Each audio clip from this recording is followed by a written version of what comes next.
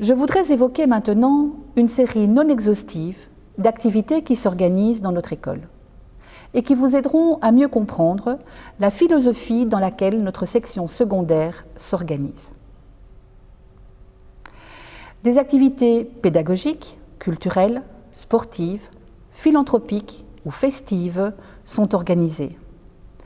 Elles ont toutes pour objectif d'ouvrir l'esprit, de développer l'esprit de groupe, d'affiner le sens critique et aussi d'aider l'adolescent à créer du lien, à créer des liens. Les activités que je vais vous décliner maintenant ne pourront bien entendu s'organiser que si les conditions sanitaires le permettent. Et je commence par le cadre de nos projets pédagogiques. Et tout d'abord, je vous parle des voyages d'études, qui sont une véritable tradition dans notre école. C'est ainsi que les élèves de première année partent à Massembre au mois d'octobre habituellement, dans le pays des vallées, dans le Namurois. Les élèves de deuxième année partent généralement dans le Pas-de-Calais, à Ambleteuse. C'est Paris ou Amsterdam ou la France qui sont les destinations prévues pour les autres années. Il s'agit là de temps forts sur le plan pédagogique et sur le plan humain. Dans le cadre des cours d'études du milieu, de français ou encore de néerlandais, pour ne citer que ces branches, des sorties sont toujours organisées dans les 2 premières années. Retenons encore un voyage scientifique pour les élèves qui sont inscrits en activités complémentaires, travaux nature, en 2e. Durant le reste de leur scolarité à Notre-Dame-des-Champs, d'autres projets pédagogiques sont développés. À titre d'exemple, je peux vous citer les mini-entreprises, où chaque année, parmi nos aînés, des élèves font la démonstration de leur talent d'entrepreneur. Il y a également les participations aux Olympiades de mathématiques, de chimie ou de physique, ou encore le concours de version latine pour nos aînés. Il y a également nos élèves de 2e qui participent régulièrement au concours Journaliste en herbe.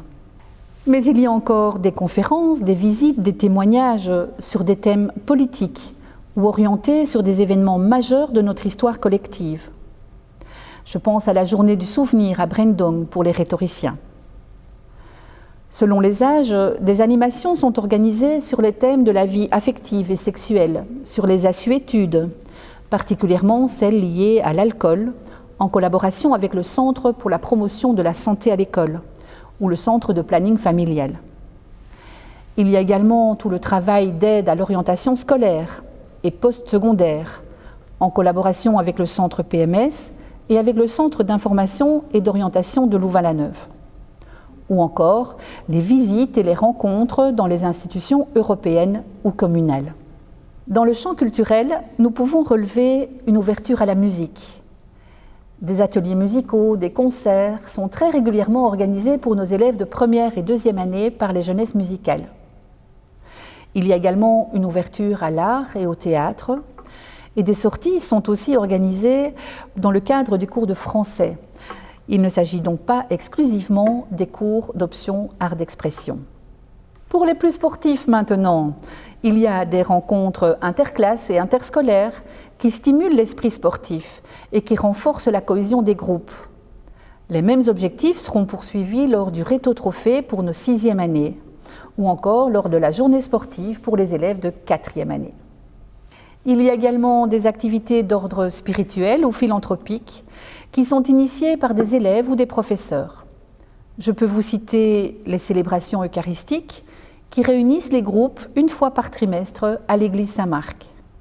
Il y a également une retraite spirituelle ou sociale pour les élèves de 5e année. Une récolte de vivres également pour les Restos du Cœur, qui est organisée par les élèves du Conseil des élèves, ou encore la participation de l'école à l'opération Shoebox peu avant Noël. C'est dans ce champ spirituel également que les élèves de 6e année parrainent chacun un élève de première année. Ils plantent ensemble un arbre intergénérationnel tout au début de l'année scolaire. Mais au-delà du pédagogique et du culturel, il y a aussi le champ du convivial. Il y a des temps forts où l'objectif clairement est de développer le bien-être au sein de la communauté scolaire. Nous sommes convaincus que les jeunes investiront dans l'école, dans leurs apprentissages, s'ils éprouvent du plaisir à être ensemble. À l'image de Michel Dévelet, pédagogue français, je pense que les élèves sont capables de raisonner si le climat de l'école résonne en eux. Aussi, cette convivialité se matérialise par une journée carnaval, où les professeurs et les élèves se déguisent, une visite de Saint-Nicolas organisée par le conseil des élèves, une soirée dansante organisée pour les plus jeunes par les aînés, également une journée Saint-Valentin, où l'amitié et l'amour sont mis à l'honneur par la vente de petits cœurs. Je voudrais aussi vous parler d'un moment fort à vivre au sein de l'école. Ce sont les journées citoyennes de Notre-Dame-des-Champs.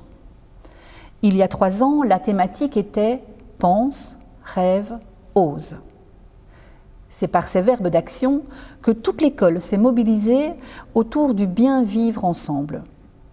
Cette année, ce sera le respect et la lutte contre le harcèlement qui seront au cœur de nos réflexions dans une journée intitulée « Tas du cran ». Et enfin, pour terminer, notre café-théâtre.